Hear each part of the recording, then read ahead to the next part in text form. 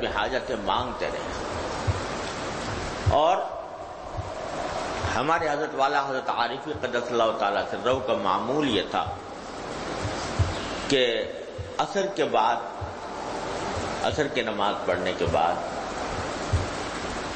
تھوڑے بہت جو معمولات، قرآن کریم کی تلاوت کر لی، کچھ تسبیحات جو کچھ کر لی، 15-20 منٹ اس کام میں لگائے. باقی سارا وقت عصر سے لے کے مغرب تک مسلسل دعا میں صرف فرماتے تھے.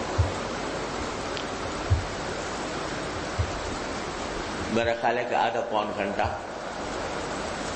بس ہاتھ اٹھے ہوئے ہیں اللہ تبارک و تعالیٰ کی بارگاہ میں اور دعائیں کیے جا رہے ہیں. دعائیں کیے جا رہے ہیں اپنے لیے بھی، اپنے اہل و عیال کے لیے بھی، اپنے خاندان کے لیے بھی، اپنے دوست احباب کے لیے بھی، اپنے ملنے جلنے والوں کے لیے بھی، اور پھر ساری امت مسلمہ کے لیے اور سارے عالم اسلام کے لیے.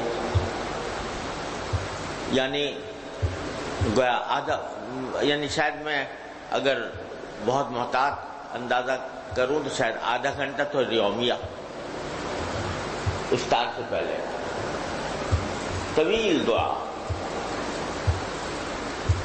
کر کے، جب ویسے بھی جب حضرت والا فرمایا کرتے تھے کہ جب افطار سے پہلے کا وقت ہوتا ہے تو ایک طرف تو آدمی کے اندر ایک بے چارگی سی ہوتی ہے، ایک عاجزی ہوتی ہے، اور اس وقت میں جو دعا کر رہا ہوگا وہ بے چارگی اور عاجزی کی حالت میں کر رہا ہوگا، یہاں تک کہ اسی حالت میں افطار کا وقت ہو جائے گا.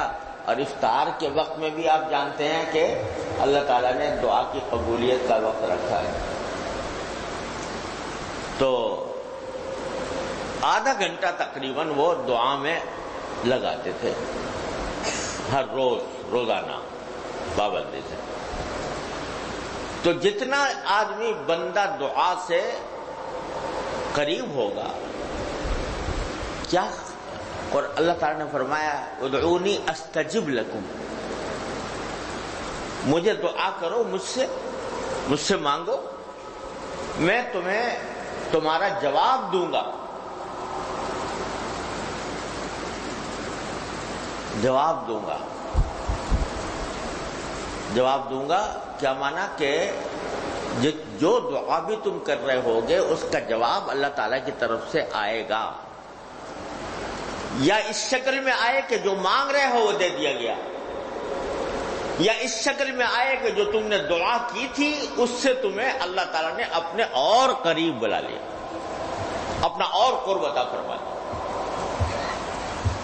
تو میں جواب ضرور دوں گا تمہاری دعا کا، یا تو تمہارے حق میں مناسب ہوگا تو وہ جو تم مانگ رہے ہو وہ دے دوں گا، اور اگر تمہارے حق میں مناسب نہ ہوا، اس وقت مناسب نہ ہوا، جب مناسب ہوگا اس وقت دے دوں گا.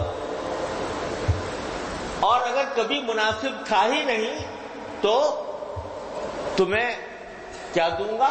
اپنا قرب عطا کروں گا، اپنی قریب لے آؤں گا. اور یہ بھی اس میں نقطہ ہے کہ اگر دعا قبول ہو گئی تب بھی قرب تو ہے اللہ تعالیٰ سے. قبول ہو گئی کہ معنی یہ کہ وہ جو چیز مانگی تھی وہ دے دی گئی تو تب تو قرب ہے ہی. اور اگر نہیں دی، تمہاری مصلحت کی وجہ سے نہیں دی اللہ تعالیٰ نے، تو اس کے نتیجے میں جو رنج ہوگا اس رنج کے اوپر اللہ تبارک و تعالیٰ مزید ثواب عطا فرمائے. تو دوہرا قرب، اگر جو مانگا تھا وہ دے دیا تو اکہرا، اور جو مانگا تھا نہیں دیا تو دوہرا.